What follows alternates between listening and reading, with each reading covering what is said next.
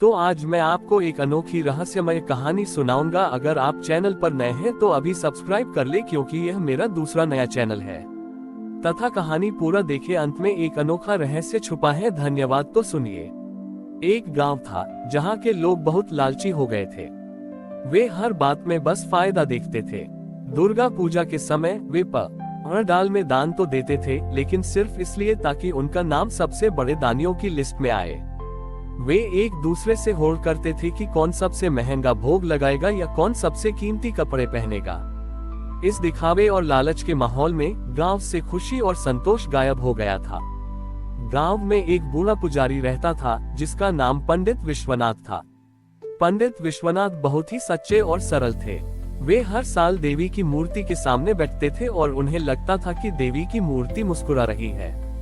लेकिन इस साल जब उन्होंने मूर्ति को देखा तो उन्हें लगा जैसे मां के चेहरे से मुस्कान गायब हो गई हो। पंडित विश्वनाथ ने गांव के मुखिया से पूछा, मुखिया जी, क्या आपको नहीं लगता कि इस साल मां की मूर्ति उदास है? मुखिया ने कहा, नहीं पंडित जी, आप बूढ़े हो गए हैं, शायद आपको दिख नहीं रहा। यह मूर्ति इस साल लाखों की है और बहुत ही सुंदर है। पंडित विश्वनाथ को यह बात अच्छी नहीं लगी। उन्होंने सोचा कि वे मां की खोई हुई मुस्कान को वापस लाकर रहेंगे। उन्होंने 9 दिनों तक गांव का दौरा करने का फैसला किया। पहले दिन वे गांव के सबसे अमीर व्यापारी के घर गए, जिसने पूजा में सबसे ज्यादा दान दिया था। पंडित जी ने उससे कहा, आपके दान से मुझे बहुत खुशी है छोटे हुई, लेकिन क्या आप किसी और की मदद कर सकते हैं? व्यापारी ने कहा, मैं सिर्फ पंडाल में दान देता हूँ, क्योंकि यह सबको दिखता है। दूसरे दिन वे एक ऐसे परिवार के पास गए जिसने सबसे महंगा भोग लगाया था। उन्होंने पूछा, क्या आपने ये भोग किसी गरीब को खिलाया है? परिवार ने कहा, नहीं, हम सिर्फ देवी को भोग लगाते हैं।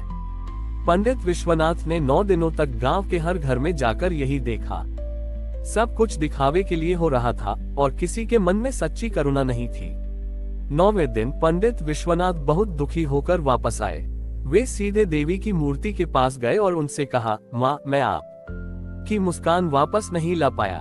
इन लोगों का लालच और दिखावा इतना बढ़ गया है कि ये सब आपको भी भूल गए हैं। तभी एक चमत्कार हुआ। पंडाल में एक छोटा सा बच्चा आया। उस बच्चे ने अपनी गुल्लक से अपनी सारी बचत निकाली और पंडित जी को दी। उसने कहा, पंडित जी, यह मेरे सारे पैसे हैं। मैं इन पैसों से किसी गरीब को खाना खिलाना चाहता हूँ ताकि वह भी खुश हो सके। जैसे ही उस बच्चे ने ये कहा, पंडित विश्वनाथ ने देखा कि देवी की मूर्ति के चेहरे पर एक हल्की सी मुस्कान आ गई थी। बच्चे की निस्वार्थ भावना ने वह कर दिखाया था जो करोड़ों का दान नहीं कर पाया था। उस साल की दुर्गा पूजा ने गांव के लोगों को ये सिखाया कि मां की सबसे बड़ी खुशी तब होती है जब हम दिखावे को छोड़कर निस्वार्थ भाव से दूसरों की मदद करते हैं। और मां की खोई हुई मुस्कान तभी वापस आती है जब हम अपने लालच को छोड़कर करुणा को अपनाते हैं। बच्चे की निस्वार्थ भावना ने गांव के लोगों को एक गहरा सबक सिखाया था। अगले साल की दुर्गा पूजा आने वाली थी और इस बार कोई भी दान देने की होड़ में नहीं था। लोगों को अब अपनी गलतियों का एहसास हो गया था। गांव के मुखिया ने घोषणा की, इस साल हम पूजा का प्रसाद पैसे से नहीं बल्कि एक दूसरे की मदद से बनाएंगे। गांव के लोगों ने इस बात को स्वीकार किया। जिन्होंने पिछले साल करोड़ों का दान दिया था, वे अब गांव के बच्चों को पढ़ा रहे थे। जिन्होंने महंगे भोग लगाए थे, वे अब गरीबों को खाना खिला रहे थे। गांव का हर घर एक तरह का सेवा पंडाल बन गया था। लोग अपने अपने अहंकार को छोड़कर एक दूसरे की मदद कर रहे थे।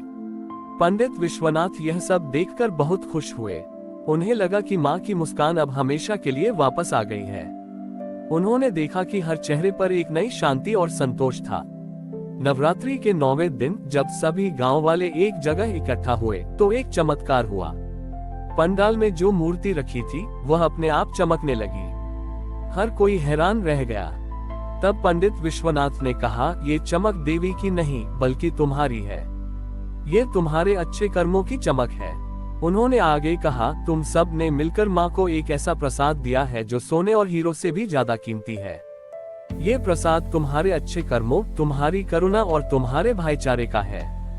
उस साल की दुर्गा पूजा ने गांव के लोगों को ये सिखाया कि सच्ची भक्ति सिर्फ मंदिरों में नहीं बल्कि हमारे दिलों में होती है। और माँ की सबसे बड़ी खुशी तब होती है जब हम अपने लालच को छोड़कर एक दूसरे के साथ प्यार से रहते हैं। गांव में आई इस नई जागृति ने पूरे क्षेत्र में एक मिसाल कायम की।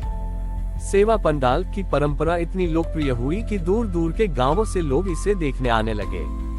पंडित विश्वनाथ और गांव के मुखिया को अब सिर्फ अपने गांव के लोग ही नहीं बल्कि दूसरे गांवों से भी मदद के लिए बुलाया जाने लगा।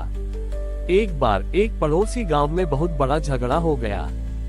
दो परिवारों के बीच जमीन को लेकर सालों से दुश्मनी चल रही थी। झगड़ा इतना बढ़ गया था कि दोनों गांव के बीच तनाव फैल गया। लोग डरने लगे कि कहीं ये हिंसा का रूप न ले ले। गांव के मुखिया ने पंडित विश्वनाथ से मदद मांगी। पंडित विश्वनाथ ने कहा, हम इस समस्या को हिंसा से नहीं बल्कि दुर्गा पूजा की भावना से सुलझाएंगे। अगली दुर्गा पूजा आने वाली थी।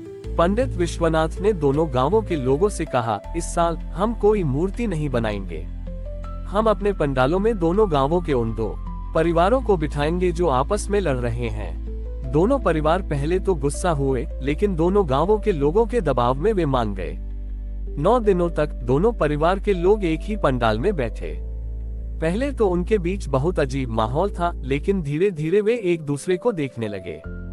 गांव वालों ने उनके लिए भोजन बनाया और उनकी सेवा की। 9वें दिन जब पूजा समाप्त हुई तो दोनों परिवारों के मुखिया एक दूसरे के पास गए। उन्होंने अपनी लड़ाई का कारण बताया और एक दूसरे से माफी मांगी। उन्होंने कहा, हमारा अहंकार इतना बड़ा हो गया था कि हम भूल गए थे कि हम सब एक ही परिवार का हिस्सा हैं। उस साल की दुर्गा पूजा ने सिर्फ 2 परिवारों को नहीं बल्कि 2 गांवों को भी जोड़ दिया था। पंडित विश्वनाथ ने कहा, देवी दुर्गा की सबसे बड़ी शक्ति अहंकार को तोड़ना और दिलों को जोड़ना है।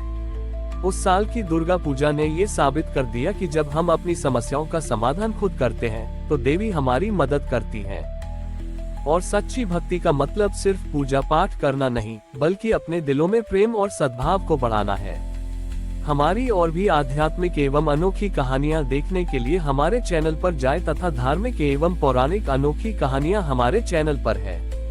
कृपया जाके देखें तथा हमारे चैनल को सब्सक्राइब करके रखें और वीडियो लाइक जरूर करें। धन्यवाद।